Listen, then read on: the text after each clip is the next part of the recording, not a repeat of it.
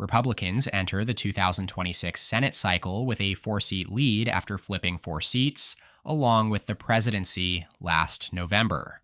That leaves Democrats at a structural disadvantage, and the new map doesn't do them any favors either. Of the 13 seats they're defending in 2026, 2 are in states Donald Trump carried in 2024, Michigan and Georgia. Another 5 Democratic-held seats are in states Kamala Harris carried by less than 10 percentage points: Minnesota, New Hampshire, New Jersey, Virginia, and New Mexico. Meanwhile, Republicans are defending just 1 seat in a state Harris won, Maine, while North Carolina is the only GOP-held seat in a state Trump won by a single-digit margin. Put all that together, and it makes sense why Republicans are clear favorites to hold control of the Senate, according to the prediction market on Kalshi.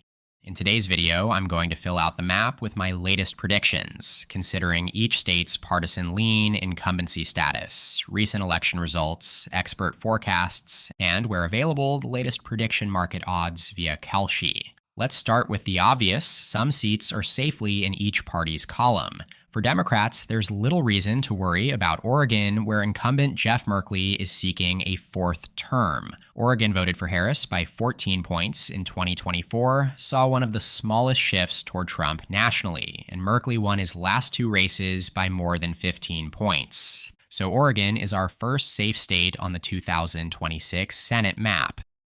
I also expect John Hickenlooper to comfortably win re-election in Colorado, which he said will be his final term in the Senate. First elected in 2020 after 2 terms as governor, Hickenlooper is a strong incumbent, and it should come as no surprise that he is also nearly certain to win with a 96% chance per Kalshi, also benefiting from the fact that Colorado has shifted further to the left than any other state over the past decade. Over in Illinois, longtime Democratic Senator Dick Durbin has announced he won't seek a 6th term, setting off a scramble among several prominent Illinois Democrats eager to capitalize on a rare open seat. Right now, Congressman Raja Krishnamurthy is the favorite, having already raised nearly $25 million, and all 5 Democratic primary polls so far give him a double-digit lead. Ultimately, this one should remain safely in the Democratic column regardless of who's nominated. Republicans simply don't have a strong enough candidate to overcome the state's deep blue fundamentals. While Illinois is certainly trending right, Kamala Harris still carried it by 11 points last November, and 2026 is expected to be a more favorable environment for Democrats than 2024 was. Finally, in the Northeast, Massachusetts, Rhode Island, New Jersey, Delaware, and Virginia are all safe Democratic holds, with incumbents expected to run for re-election in each state. New Jersey did trend significantly toward Trump in the 2024 presidential race, but it remains a fundamentally Democratic-leaning state, and incumbent Cory Booker remains very popular. And while Virginia was also decided by a single-digit margin in 2024, incumbent Mark Warner is also running for a 4th term, and unless outgoing Governor Glenn Youngkin suddenly decides to launch a Senate bid, this one should also comfortably stay in Democratic hands. Right now, Democrats are heavily favored with a 93% chance of winning in New Jersey, and a slightly narrower yet still commanding 92% chance in the Commonwealth of Virginia. It'll be worth paying close attention to the margins in both Virginia and New Jersey's competitive governor races later this year, as they'll offer the first real test of Donald Trump's second-term popularity at the state level. All right, now for the Republicans. There are so many deeply red states on this map, they're barely worth discussing individually. The only retirements we know of so far are Mitch McConnell in Kentucky and Tommy Tuberville in Alabama, who's running for governor, but that won't change much. Kentucky and Alabama remain 2 of the most reliably Republican states in the nation. All told, these 15 solid states bring the Republican total to 47 seats, already just 3 shy of the 50 needed to retain control of the Senate. There is an outside chance that the races in Alaska, Kansas, South Carolina, or Florida could grow more competitive, particularly if 2026 turns into a strong blue wave year and if Democrats can field a competitive candidate. In Alaska, for example, whether or not former Congresswoman Mary Peltola jumps into the race will make or break Democrats' chances. As the only non-Begich family Democrat to win statewide in Alaska in the 21st century, she would immediately push it into likely and maybe even just lean Republican territory. Meanwhile, in Kansas, outgoing Democratic Governor Laura Kelly has made it clear she is absolutely not running for another office, paving the way for Senator Roger Marshall to cruise to a second term, barring a major surprise. In South Carolina, Senator Lindsey Graham is also expected to face a smoother path than he did in 2020, when despite being out-fundraised by Democratic challenger Jamie Harrison, he still won by double digits. And in Florida, as long as newly appointed Senator Ashley Moody secures the GOP nomination, Republicans are in strong shape to hold the seat. Moody has overperformed in both of her statewide races for Attorney General and is widely seen as a formidable general election candidate. That leaves us with just 11 states still without a rating, each of which is either expected to be competitive or carries enough uncertainty that assigning a safe rating at this stage would simply be premature. Before we proceed, let me take this moment to remind you to subscribe to my channel below. It's completely free, and it helps me make more videos like these in the future. Right now, YouTube Analytics is telling me less than 20% of my viewers are subscribed. Again, just hit that button below. It's free. Thanks so much. Alrighty, let's start in New Mexico, one of the 5 Senate seats Democrats are defending in states Kamala Harris carried by single digits in 2024. The incumbent is Ben Ray Lujan, elected to his first term in 2020 with a 6-point win over Republican Mark Ronchetti, who was relatively unknown at the time. However, according to split tickets, wins above replacement score, Lujan underperformed structural expectations by nearly 3 points, suggesting he's not particularly strong as a candidate. That being said, Kalshi's odds still have him with a near 90% chance to win, as Republicans are unlikely to field a strong enough challenger to flip the seat. Then there's Texas. The Lone Star State saw the 6th largest Republican swing between 2020 and 2024, with Donald Trump expanding his margin from 5.5 points all the way up to 14. That shift effectively dashed any serious hopes Democrats had of unseating 4-term Republican Senator John Cornyn. But the dynamic has shifted now that Texas Attorney General Ken Paxton has officially launched a primary challenge against Cornyn, setting the stage for a high-stakes clash between the GOP establishment and its hardline conservative base. The two have long been at odds, with Paxton accusing Cornyn of being insufficiently conservative, while Cornyn has pointed repeatedly to Paxton's legal baggage, including his 2023 impeachment by the GOP-led Texas House. So far, neither Donald Trump nor Senator Ted Cruz has endorsed a candidate, with Trump's endorsement being considered critical in deciding the winner of the primary. Paxton had long led Cornyn by wide polling margins, but that gap narrowed sharply over the last several months and has now flipped to favor Cornyn by about 2 percentage points. Keep in mind as well that Texas holds runoff primaries. If no candidate clears 50%, that scenario is very much in play here. There's also the recent addition of Congressman Wesley Hunt into the field, making it even more likely this race heads to a runoff. Cornyn has, of course, received more notable endorsements from his colleagues in the Senate, and also holds a significant cash advantage over Hunt and Paxton, having raised nearly $9 million to Hunt's $1 and Paxton's $4. If Cornyn does survive the primary, he would likely win re-election comfortably, and Texas would stay in the safe Republican column. But if Paxton secures the nomination, the general election outlook will tighten significantly. Democrats are deciding between Congressman Colin Allred, who overperformed Kamala Harris's margin in the 2024 Senate race, and a budding Cinderella candidate in James Tallarico, who just raised $6 million over the last quarter. The prediction markets now rate the primary as a coin flip, with Paxton no longer the clear favorite he once was. That alone carries major implications for the general election, as Republican odds have risen as a result up to 80%. For now, Texas remains in the likely Republican column on my map. But if Paxton becomes the nominee, don't be surprised if I shift my rating to lean Republican.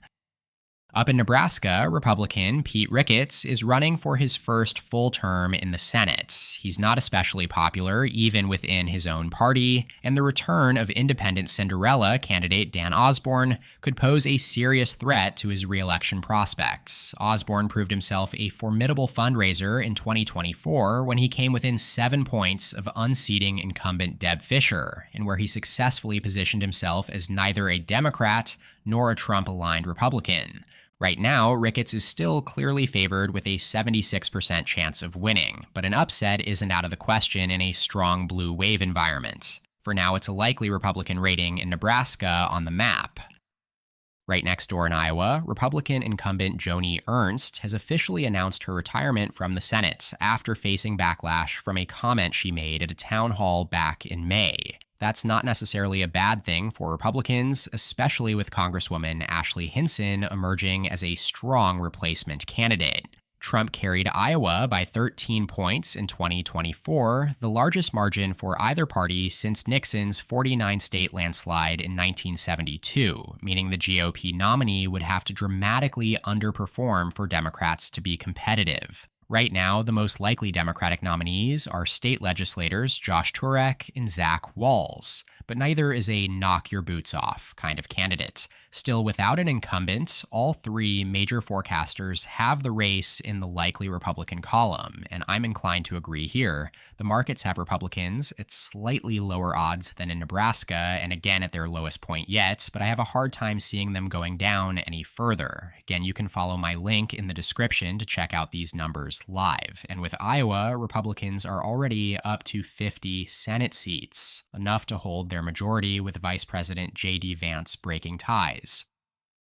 Next is Minnesota, where Democrat Tina Smith has announced she won't seek a second full term, making this the first U.S. Senate race in the state without an incumbent since 2006. That also happens to be the last time Republicans won a federal election in Minnesota. Lieutenant Governor Peggy Flanagan currently holds the early edge in the Democratic primary, with Congresswoman Angie Craig seen as the next most likely contender. On the Republican side, the most prominent name in the race so far is former NBA player Royce White, but he just lost to Senator Amy Klobuchar by 16 points last November. Unless the GOP manages to recruit a significantly stronger candidate, Flanagan, or whoever emerges as the Democratic nominee, should be favored to win comfortably. Minnesota is another likely state, this time for Democrats. Shifting across the Great Lakes, let's head to Michigan, where Democrat Gary Peters is also stepping down. This one poses more of a challenge for Democrats, given that they narrowly lost Michigan in the 2024 presidential race. And while Democrat Alyssa Slotkin managed to narrowly win the state's open Senate race, she did so by just 20,000 votes over former Republican Congressman Mike Rogers, who is very likely to be the nominee again next November. On the Democratic side, with both Pete Buttigieg and outgoing Governor Gretchen Whitmer declining to run, the party lacks a top-tier name. Congresswoman Haley Stevens, State Senator Mallory McMorrow, and former Wayne County Health Director Abdul El Sayed are headed for a closely contested primary. Stevens has a slight edge when looking at the fundraising and polling numbers, but not by much, as all three candidates are in the double digits and have raised a significant sum of money. That being said, according to Kalshi's Democratic primary market, McMorrow has a slight edge at 41% odds, with Stevens at 37% and El Sayed at 31%, effectively a three-way toss-up. Even while the primary outlook is murky, traders still give Democrats a better than 3 in 4 chance of holding the seats, likely due to an expected favorable environment for Democrats and their tendency to outperform in down-ballot races here over the last decade. Personally, I'm less bullish on their chances. As for now, I'm placing Michigan in the tilt Democrat column.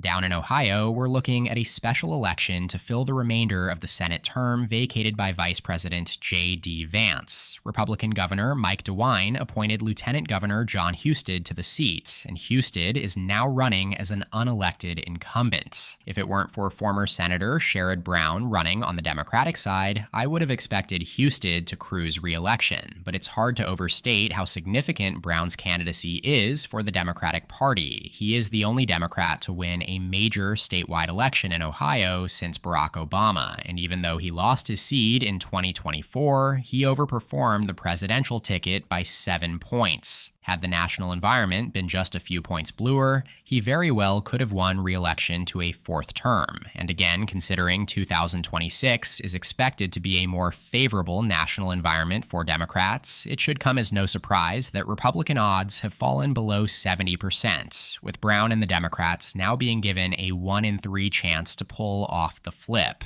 For now, I have Ohio leaning Republican on my map.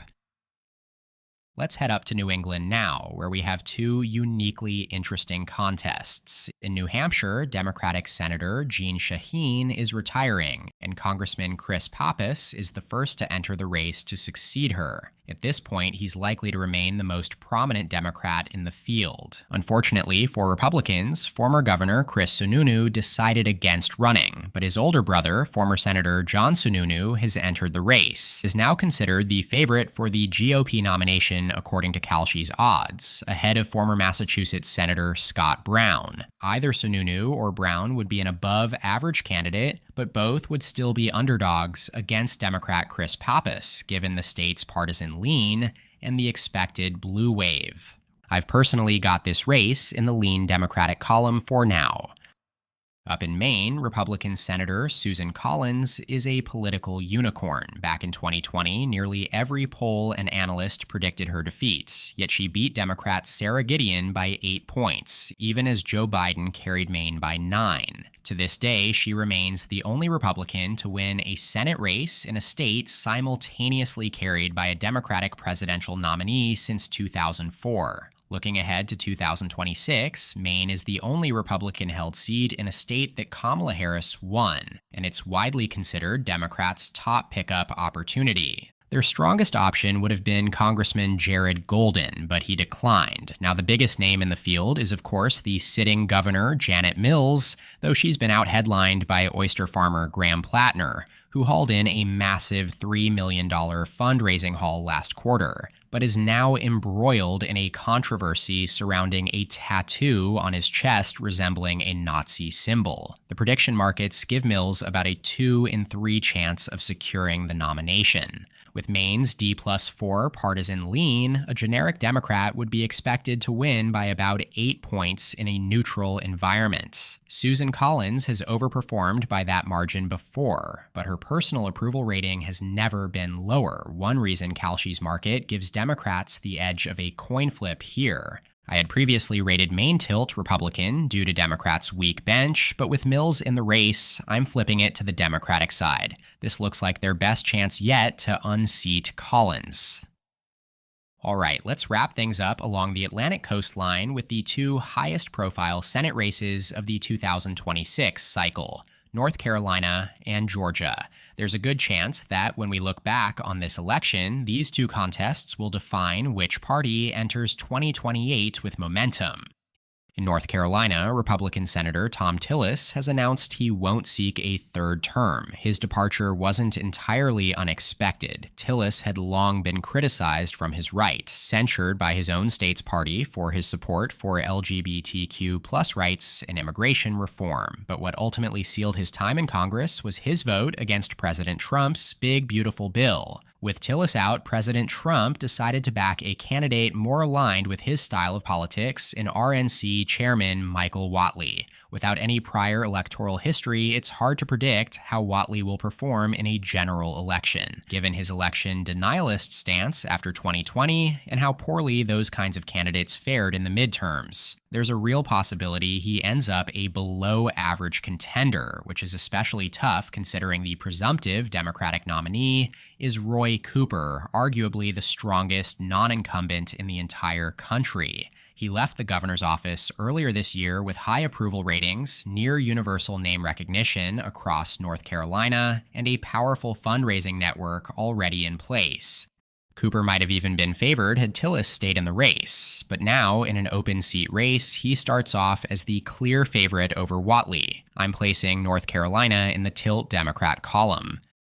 Finally, in Georgia, outgoing Governor Brian Kemp's decision not to run for Senate was, at the time, the worst news Republicans received all cycle. Kemp, much like Roy Cooper in North Carolina, is a popular, battle-tested leader in a politically competitive state. He would have been the strongest possible Republican to challenge Democratic Senator Jon Ossoff, and might even have been favored to flip the seat, despite Ossoff's considerable strengths as a candidate. Ossoff made history in 2020 by defeating incumbent David Perdue in a high-stakes runoff, and has since built a formidable political brand and fundraising machine. Without Kemp, Republicans lack a clear top-tier alternative. Congressman Buddy Carter and Mike Collins are the most prominent names to enter the race so far, but neither candidate is particularly well positioned to compete at the scale this race demands. In fact, the general public is so low on those potential nominees that Ossoff now has a better than 75% chance to win re-election on Kalshi, after having previously been the underdog. It's also important to note that while much of the country swung sharply to the right between 2020 and 2024, Georgia and North Carolina did not. Both states are experiencing gradual demographic shifts that continue to benefit Democrats, expanding, diversifying metro areas, and a steady influx of college-educated transplants from traditionally blue regions in the Northeast and West. Put it all together, and Jon Ossoff now holds a clear edge in what was once shaping up to be the GOP's best flip opportunity of the cycle. So with all that said, we land at a projected 51 to 49 seat majority for the Republicans. This is my narrowest prediction yet, down from 52 to 48 in my last update, as Democrats pick up 2 seats here in Maine and in North Carolina. That's just my current read based on where the national environment and candidate dynamics stand today. But of course, it's still early. The map can and will shift. That's it for today's video. Huge thanks to my channel members, all listed in the description. Don't forget to hit subscribe and drop a like if you enjoyed the content. Check out more videos here, and as always, thank you so much for watching. I'll see you next time. EP out.